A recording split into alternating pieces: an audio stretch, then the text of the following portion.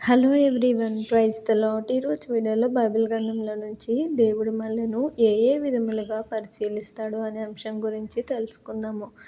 దేవుడు మన జీవితంలో మనకు కావాల్సిన ప్రతి మేలును వెంటనే అనుగ్రహిస్తాడు. కానీ మనము దేవుడు చేసిన మేలులకు మనము కృతజ్ఞత కలిగి ఉన్నామా అని పరీక్షిస్తాడు. కాబట్టి దేవుడు చేసిన ప్రతి మేలును బట్టి మనం ఎల్లప్పుడూ దేవునికి కృతజ్ఞతలు చెప్పేవారిగా ఉండాలి. రెండవదిగా చూసినట్లయితే దేవుడు మనకు కావాల్సినది ఇవ్వడు. కానీ మనము దేవుడు మన జీవితంలో కార్యం చేయకపోయినప్పటికీ మనం ఎంత విశ్వాసాన్ని కలిగి ఉంటున్నామని పరిశీలిస్తాడని మనం గ్రహించి ఎల్లప్పుడూ దేవుని యందు అన్ని విషయములలో విశ్వాసం కలిగి ఉండేవారిగా మనం ఉండాలి. మూడవదిగా చూసినట్లయితే దేవుడు మనకు కావలసినది ఆలస్యం చేస్తాడు. దేవుడు ఆలస్యం చేసినప్పుడు మనం ఏ రకమైన సహనాన్ని కలిగి ఉన్నామని పరిశీలిస్తాడు. ఎల్లప్పుడూ దేవుని కోసం ఎదురు చూచినప్పుడు మనము బలం పొందుకుంటాము. అదేవిధంగా దేవుని వైపు మనము చూసినప్పుడు సహనంగా ఉండటానికి దేవుడు సహాయం చేస్తాడు. నాలుగవదిగా చూసినట్లయితే దేవుడు మనకు పరీక్షలను అనుమతిస్తాడు. పరీక్షలో మనము ఎంత విశ్వాసం కలిగి ఉన్నామో పరిశీలిస్తాడు.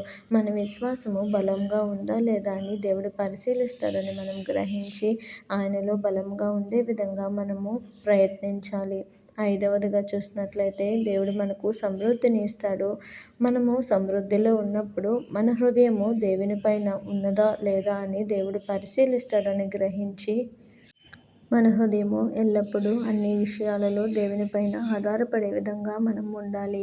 ఆరవదిగా చూసినట్లయితే దేవుడు మనకు అనేకమైన వాటి మీద బాధ్యతలు అప్పగిస్తాడు. ఆ సమయంలో మన నమ్మకత్వాన్ని పరిశీలిస్తాడు.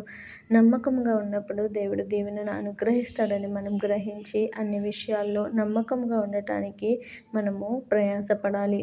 ఏడవదిగా చూసినట్లయితే దేవుడు మనకు కావలసిన ప్రతి ఈవులు అనుగ్రహించి మనలో వినయం ఉన్నదా లేదా అని పరిశీలిస్తాడని గ్రహించి దేవుడు తగిన సమయమందు మనల్ని హెచ్చించినప్పుడు ఆయన బలిష్టమైన చేతి కింద దీన మనస్కులై ఉండాలని దేవుని వాక్యం సెలవిస్తుంది. కాబట్టి మన ప్రతి అవసరాలలో ప్రతి సందర్భాల్లో దేవుని వైపు చూస్తూ ఆయన మీద ఆధారపడుతూ ముఖ్యంగా దేవుడు చేసిన ప్రతి మేలుకి ఎల్లప్పుడూ కృతజ్ఞతలు కలిగి ఉండేవారిగా మనం ఉండాలి. ఆయన హెచ్చించినప్పుడు దేవుని మీద ఆధారపడి వినయంతో తగ్గించుకోవాలి. అదేవిధంగా దేవుడు మన అవసరముల కోసము మనల్ని పరిశీలిస్తున్నప్పుడు మనము ఆయన మీద విశ్వాసం ఉంచి ఆయనపై ఆధారపడే వారిగా ఉండాలని దేవుడు మనకి గుర్తు చేస్తున్నారు. కాబట్టి ఆ విధంగా మనం ఉండటానికి దేవుడు మనకు సహాయం చేయనుగాక. Amen. Thank you for watching.